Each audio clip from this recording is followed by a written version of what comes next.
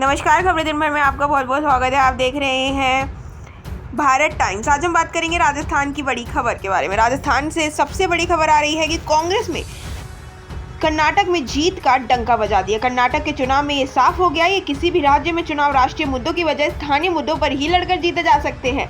कांग्रेस ने स्थानीय मुद्दों पर फोकस रखा, जिससे उसे फायदा मिला। वहीं बीजेपी का फोकस राष्ट्रीय मुद्दों पर था, जिसका माइलेज पार्टी को नहीं मिला। इसके अलावा कर्नाटक में जनता ने स्थायी चेहरों पर ही भरोसा किया। मोदी शाह के चेहरों पर बीजेपी को वोट नहीं मिला। कर्नाटक के बाद अब राजस्थान में करीब 6 महीने के बाद चुनाव होने हैं। ऐसे में दोनों पार्टियों का पूरा फोकस राजस्थान पर ही रहेगा।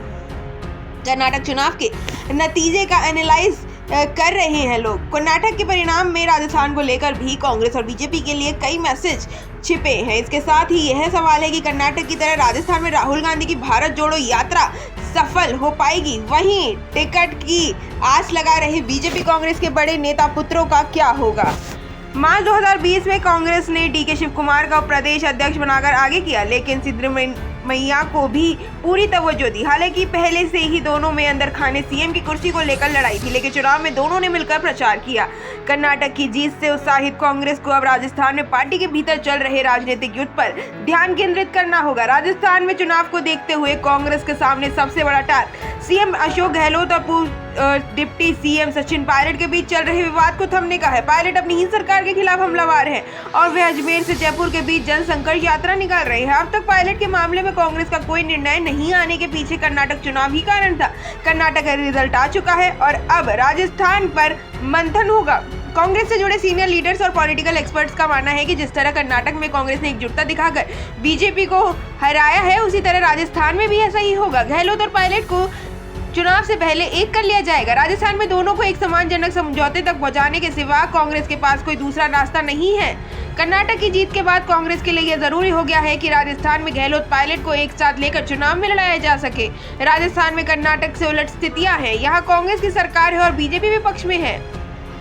हाल ही में कराए गए कांग्रेस ने सर्वे में 50% से ज्यादा विधायकों की ग्राउंड पे स्थिति ठीक नहीं है। प्रदेश प्रभारी सुखजिंदर सिंह रंधावा ने 1 to 1 विधायकों से साफ कह दिया है कि अगर टिकट दिया जाता है तो आप जीतेंगे नहीं। पॉलिटिकल एक्सपर्ट लक्ष्मण बोलिया कहते हैं कि जब कोई पार्टी सत्ता में होती है तो उसके मंत्री विधायकों के खिलाफ क्षेत्र में ज्यादा एंटी इंक्रोमेसी होती है। इससे पिछले चुनावों में यही हुआ है।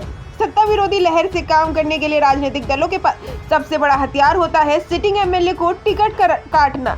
राजस्थान में 2 गुट होने की वजह से फॉर्मूला लागू करना भी कांग्रेस के लिए आसान नहीं है।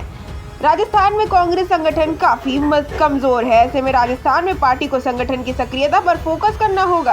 कांग्रेस का संगठन फिलहाल राजस्थान में लगभग निष्क्रिय है। प्रदेश अध्यक्ष गोविंद सिंह डोटासरा कई जिलों में नियुक्तियां नहीं कर पाए हैं। ये बताता है कि संगठन पर पकड़ ढीली है। गहलोत पायलट का विवाद भी संगठन के ढांचे को प्रभावित कर रहा है। यदि चुनाव जीतना है तो बिना देर किए माइक्रो लेवल पर संगठन को सक्रिय करना पड़ेगा। कर्नाटक में जनाधार वाले नेताओं की अनदेखी से हुए नुकसान से बीजेपी को सबक लेने की बात करनी पड़ेगी। राजस्थान में पार्टी के जनाधार वाले नेताओं के खास फोकस करना होगा। सचिन पायलट सबसे ज्यादा जनाधार वाले नेता है, तो कांग्रेस उसे चाहकर भी नजरअंदाज नहीं कर सकती है। पायलट की जनसंघर्ष पद यात्रा को लेकर हाल ही में प्रदेश प्रभारी सुखजिंदर सिंह रंधावा ने दिल्ली में मीटिंग की थी। इसके बाद उन्होंने कहा था कि वे अपनी रिपोर्ट मल्लिकार्जुन खड़गे को देंगे।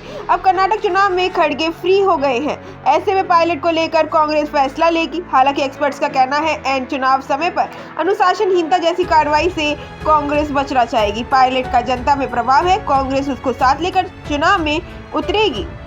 और कहा जा रहा है कि अब जो फैसला होगा वो ये होगा कि सचिन पायलट को प्रदेश अध्यक्ष बनाया जाएगा और उनके ही नाम पर चुनाव होगा और गहलोत को कहीं ना कहीं उन्हें भी एक सम्मानजनक पद दिया जाएगा। ऐसे ही तमाम खबरों को जानने के लिए आप हमारे साथ बने रहें। हमारे चैनल को लाइक करें, सब्सक्राइब करें और बेल आइकन दबाना बिल्कुल भी ना भूलें। सच दिखाते हैं और सच को देखने के लिए हमारे चैनल को लाइक करें, सब्सक्राइब करें और बेल आइकन दबाना बिल्कुल ना भूलें।